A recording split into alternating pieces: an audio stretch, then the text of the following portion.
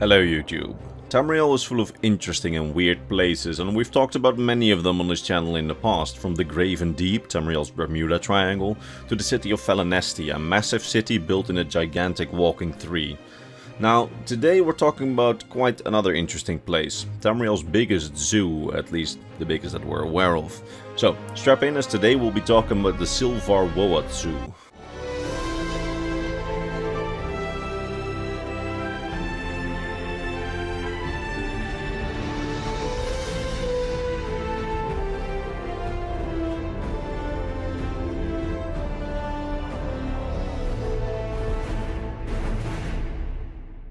So, the Sil-Var Woad Zoo, or Menagerie, is a large zoo located on the southeastern coast of Eleanor, the biggest island in the Somerset Isles group.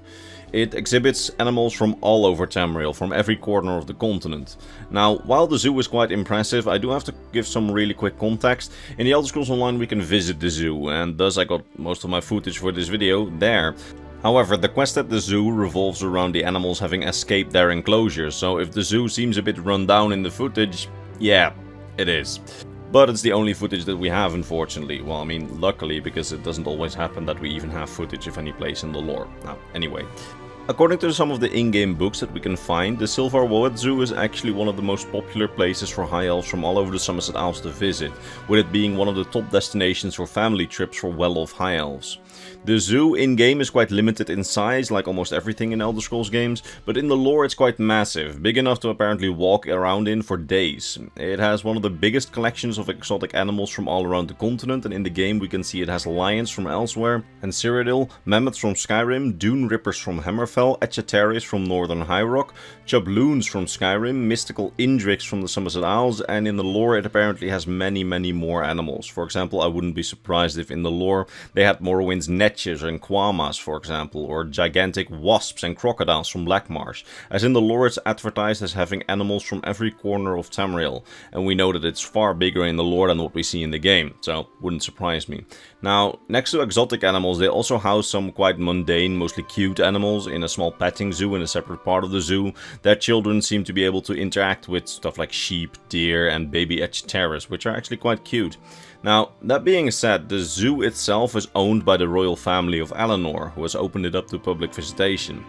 Now, while the zoo is open to the public and acts like an attraction of sorts to the people of the Somerset Isles, in fact it's simply the private animal collection of the royal family. This means that while most parts of the zoo are publicly viewable, some parts of the zoo are reserved for the royal family and their favorite animals. For example, Queen Irene, when she was still a princess, often visited the zoo to visit her childhood pet Indrik named Lotus. Now, a small legion of zookeepers feed the animals and care for the animals, including the private animals of the royal family. It's this small legion of loyal zookeepers who keep the place running, with the zoo also having a quite sizable ranger force in order to keep dangerous animals at bay in case something happens. Finally, the zoo itself is run by the person with the title of Head Conservator, and that person is tasked with leading the zookeepers and the rangers, and just taking care of day-to-day operations of the zoo. And, talking about the zookeepers, we learned that due to the extremely high standards of animal care that the Eleanor royal family demands from the zookeepers, becoming a zookeeper is quite hard. You see, because of the high variety of animals in the zoo, it can take up to 50 years of being a junior keeper in apprenticeship before one can become a full-fledged keeper, who are expected to know everything about each animal in the zoo. Because of this, for those 50 years as a junior zookeeper, you will never work alone with the animals, and a full-fledged zookeeper who acts as a tutor is always required to be with you. Now, while 50 years may sound long, and to be fair, it is, for the high elves who have quite a long lifespan, that isn't really all too much of an issue. Now, next to the rangers and the keepers, there are presumably a whole staff of people selling snacks and other food and drink at the zoo, as the zoo has many amenities for relaxing and eating with the family while, having a break from viewing animals. I kinda sound like an advertisement here, but it's not all sunshine and rainbows, because as we discover during the Elder Scrolls Online's quest in the zoo, things can also go horribly wrong there, because as it turns out, during the time of the Elder Scrolls Online, The head conservator was a staunch opponent of Queen Ayrenn and her policies of opening up Alinor to foreigners. Therefore, the head conservator secretly conducted experiments on the zoo's magical creatures, which usually did not survive the ordeal of those experiments. Now, in the game we tried to save Queen Ayrenn's pet Indrik, Lotus, from one of those experiments, and we discovered that the head conservator was actually trying to turn these magical Indriks into fearsome monsters who would attack foreigners on the islands. Which is actually quite vile, as Indriks are quite holy and magical creatures, and as you'll see in a future video that I'll probably make on Indriks, these experiments may have done a lot of damage, as Indrik souls are said to never truly leave the mortal plane, meaning that their souls may be forever damaged, as Indriks are said to be reincarnated, so the next reincarnation may have permanent damage because of what has been done to them. But more on that in a future video on Indriks. Now, that being said, after the quest, the people who have been thinking during this story those animals shouldn't be in captivity, they get the opportunity to free all the animals from the zoo, or you can put someone in charge of the zoo who has a good reputation and genuinely cares about the animals instead of the zookeeper who experimented on the animals. Me personally, I put him in charge because I feel like the Alinor royal family will likely reopen the zoo anyway at some point and will likely fire the guy who actually cares about the animals for helping you with setting them free, so it's probably better to leave him in charge there. But hey, that's just me. Tell me in the comments what you did or would do.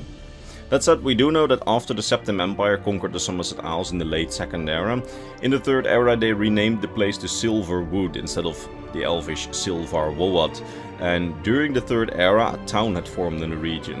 Whether the zoo was still operational all those years later we don't know, as the lore wasn't that developed during the time of the Elder Scrolls 1 Arena. So yeah, do let me know what you think, whether or not it's still operating after all those years. Anyway, that's about all I can say about the Sil-Var Wood Zoo, and I do hope that you enjoyed the video and learned something new about the Elder Scrolls lore today. And if you did, why not return for the next Elder Scrolls lore video, probably next week, and maybe, subscribe to the channel. That would be swell. Now, all that remains for me to be done is to thank my top Patreon subscribers, Mr. Bernardo Binda, His Soul, Gabriel Binda, Athena Iodis, Doji, Fenrir, King Chris, Pavel T, Bentham Gwar, Volkir of Argonia, Leo Worley, and Sword of Bushido. They and all the others on screen keep this channel alive, and for that I'm eternally grateful. That said, I will see all of you in the next Elder Scrolls lore video. Bye bye.